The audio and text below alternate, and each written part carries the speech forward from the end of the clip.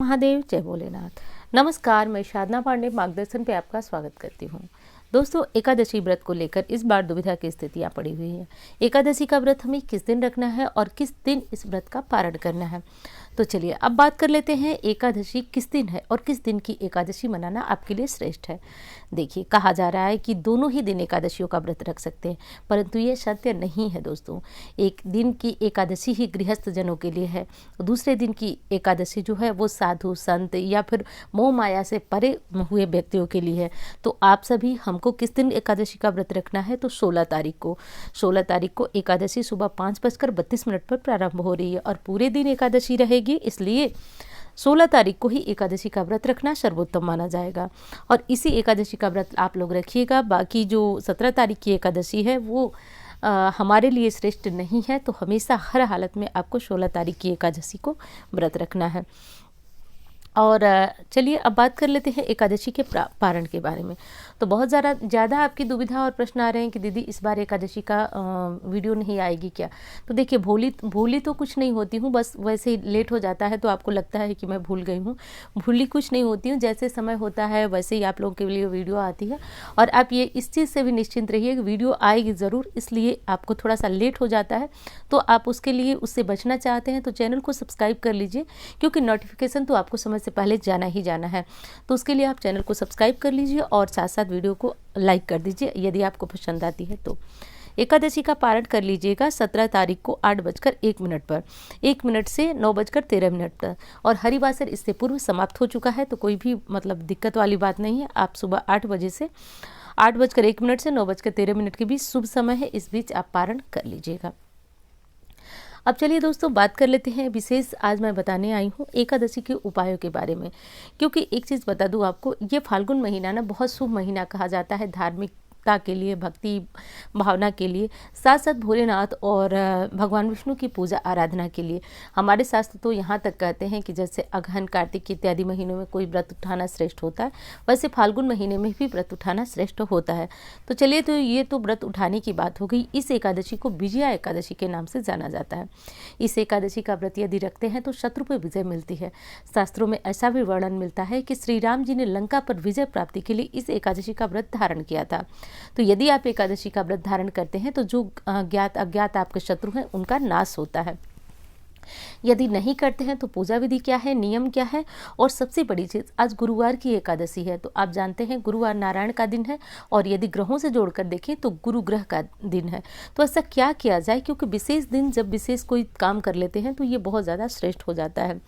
सबसे पहले आपके घर में शालिग्राम जी हैं, भगवान विष्णु की कोई फोटो मूर्ति है, तो विधि विधान से उनकी पूजा सुबह सुबह जग करके कर लीजिएगा। ब्रह्म मुहूर्त में कर सकते हैं या फिर जब आपको समय मिले कर लीजिएगा। करने की बात कर लीजिएगा।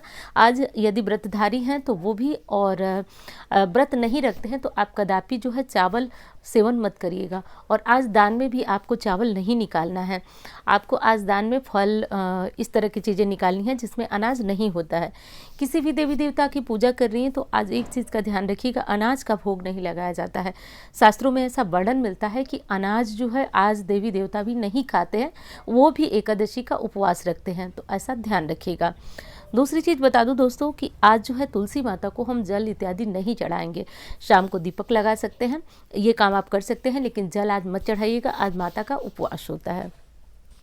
भोलेनाथ की पूजा यदि निरंतर लगातार करते हैं, विशेषकर जिनसे मेरी बात होती है फ़ोन पे, वो लोग भी, जैसे कि मैं कुछ उपाय में बताती हूँ कि आपको चावल चढ़ाना है, तो उसमें आज के दिन मैंने भले ही बताया है, लेकिन आज आप चावल मत चढ़ाइएगा, इस चीज़ का ध्यान रखिएगा। तो अधिकतर तो मैं बता देती हूँ, लेकिन कभी कभार भूल जाती हूँ, तो आप चावल आज मत चढ़ाइएगा, भले ही मैंने उपाय के तौर पे बताया। अन्य सारी चीज़ें चढ़ा दीजिएगा, चावल मत चढ़ाइएगा। अब चलिए मैं जल्दी से बता देती हूँ कि आज गुरुवार की एकादशी है, तो उन बच्चों के लिए क्या करना है जिनकी परीक्षाएं कुछ की आज से शुरू हो चुकी हैं और कुछ की आने वाले समय में होंगी। तो आज एक काम करके रख लीजिएगा। माता सरस्वती की आराधना पूजा सभी ने की होगी, और हाँ, करनी भी चाहिए। और देखिए, यदि बच्चे ने पढ़ा नहीं, आना क्या नहीं किया, जो भी दिक्कत है, आज एक काम कर लीजिएगा। आज आप अपने बच्चे के हाथ से बेल पत्र पे थोड़ा सा वो जो आता है पीला चंदन जिसमें केसर इत्यादि मिश्रित होता है, उससे जो है वो ओम लिखवा दीजिएगा एक पत्ती पर, और दोनों पत्तियों पर राम राम लिखवा करके 5 पत्ती भोलेनाथ को समर्पित करके, और एक उनके शिवलिंग पर जो है अपना हाथ दोनों रखा, बच्चे से ही रखवाइएगा, आप मत रखिएगा। और भोलेनाथ से प्रार्थना करिएगा कि आपका बच्चा जो है पढ़ाई में बहुत अच्छा हो, क्योंकि कहा जाता है पीली चीज़ें, पीला चंदन, केसर, ये सब गुरु ग्रह को मजबूत करता है। गुरु को ज्ञान का देव माना जाता है, या फिर गुरु ग्रह को ज्ञान से जोड़कर देखा जाता है। तो बच्चे की तार्किक क्षमता तो बढ़ेगी ही बढ़ेगी, शायद और परीक्षा में बच्चे के बहुत अच्छे अंक आए, इसके लिए आप सभी ज़रूर करा लीजिएगा ये काम अपने बच्चे से। शिवलिंग पर ज़रूर 5 पत्तियों पे पहली जो बीच वाली पत्ती होती है ओम लिखिएगा, और दोनों पत्तियां जो बगल की होती हैं उन पर राम लिखिएगा, और अंत में भोलेनाथ से दोनों हाथ, अपने हाथ खोलकर शिवलिंग को पकड़कर उनसे प्रार्थना करिएगा कि हे महादेव, भोलेनाथ, देवादिदेव, हमारी जितनी क्षमता थी हमारे बच्चे ने या फिर हमने जितना किया, अब आप ही उसको देखिए। भोलेनाथ की दया से उम्मीद से ज़्यादा, यानी कि जो आपकी आशा होगी उससे भी अधिक अंक की प्राप्ति होगी।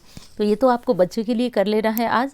दूसरा काम आपको करना है, यदि धन नहीं है तो आप एक काम करिएगा, आज के दिन चिड़ियों को ढूंढिएगा। और चिड़ियों को ढूंढने का मतलब कि जहाँ पे बाहर, जहाँ पे चिड़िया ज़्यादा आती हैं, जहाँ पे जैसे कि कोई पेड़ पौधे या इस तरह की चीज़ों के नीचे, तो आज ले जा कर के और चिड़ियों के लिए जौ डालिएगा। जौ, जो अनाज, जौ अनाज होता है वो डालिएगा, और पानी की व्यवस्था आज ज़रूर करिएगा।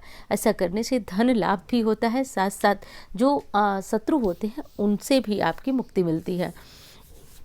तीसरी चीज़ करनी है दोस्तों कि आज के दिन भोलेनाथ और भगवान विष्णु दोनों की आराधना किया जाता है। देखिए, फाल्गुन महीना नारायण और भगवान विष्णु दोनों की आराधना साथ साथ करने का दिन है, तो आज ज़रूर कर लीजिएगा भोलेनाथ की आराधना। आप चावल मत चढ़ाइएगा, लेकिन साधारणतः बेलपत्र, जल इत्यादि चढ़ाकर ज़रूर कर लीजिएगा। और साथ साथ एक काम और कर लीजिएगा, शिवरात्रि आने वाली है, शिवरात्रि से पहले ये काम कर लीजिएगा।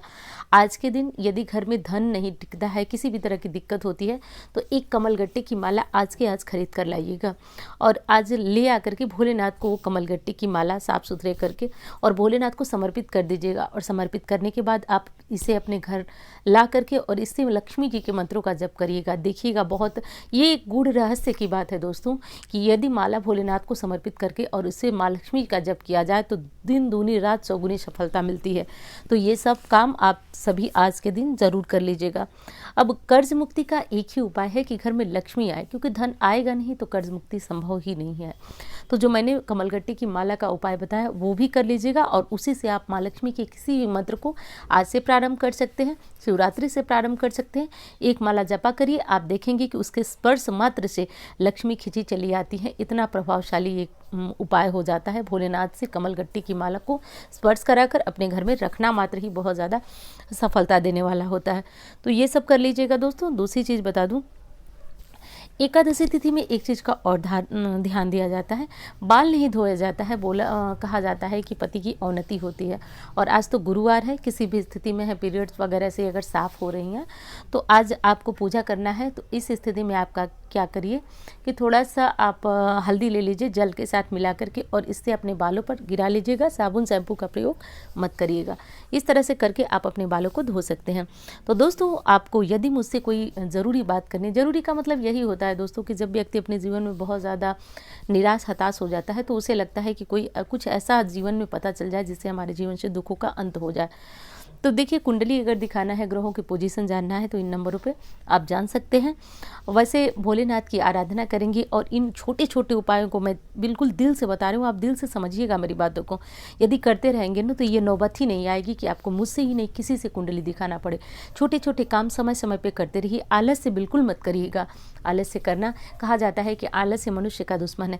जो छोटी छोटी चीज़ें मैं बता रही हूँ, या फिर रोज़ नहीं कर सकते तो कोई ऐसा उपाय पकड़ लीजिए जिसको करते रहिए। फिर विश्वास से कहती हूँ, आपको मुझसे ही नहीं किसी ज्योतिष के पास जाने की आवश्यकता नहीं पड़ेगी। आप अपने जीवन में निरंतर सफलता पाएंगे। थोड़ी बहुत दिक्कतें तो देखिए सबके जीवन में होती हैं, हमारे आपकी कोई नहीं कर सकता। जब मानव का जीवन हमने लिया है तो कष्ट तो लगा रहेगा, लेकिन फिर भी कुछ ज़रूरी चीज़ है और आप इधर उधर भटक रहे हैं तो इन नंबरों पर संपर्क कर सकते हैं। अब चलिए एक चीज़ और मैं आपको बता देती हूँ कि आज तुलसी महारानी को कहा जाता है कि हरिप्रिया है और वो धन की दात्री हैं। कर्ज बहुत ज़्यादा हो गया है, तो आज एक काम करिएगा, आप कहीं आप कहीं से भी तुलसी, नई तुलसी ला करके नर्सरी से या जहाँ से व्यवस्था हो, आज तुलसी लाइएगा और आज से ही गाय का थोड़ा थोड़ा दूध सुबह में तुलसी में डालिए और शाम को घी का दीपक लगाकर तुलसी के पास रखिए।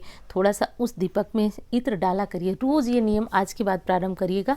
आप देखिएगा धीरे धीरे कर्ज उतरना शुरू हो जाता है। जो बकायेदार हैं आपके, मतलब जिससे आपने कर्ज लिए हैं, वो बहुत ज़्यादा सिर पे चढ़ने लगे हैं, तो तुलसी जी की आराधना करिए। तुलसी ही धन देने वाली है, नारायण की प्रिया है। नारायण की प्रिया जहाँ जिस पे भी प्रसन्न हो जाए उसके ऊपर धन की बरसात होने लगती है। तो कर लीजिएगा। और हाँ दोस्तों, वीडियो अच्छी लगती है, आपको पसंद आती है तो लाइक ज़रूर किया करें और चैनल को सब्सक्राइब कर लीजिए। इससे लेट भी हुआ तो मुझे मतलब आपको नोटिफिकेशन मिल जाएगी और ना मुझे कोई दिक्कत होगी ना आपको होगी, समय से आपको जानकारी मिलती रहेगी। तो चलिए, भोलेनाथ का नाम लेते रहिए। हर हर महादेव। धन्यवाद।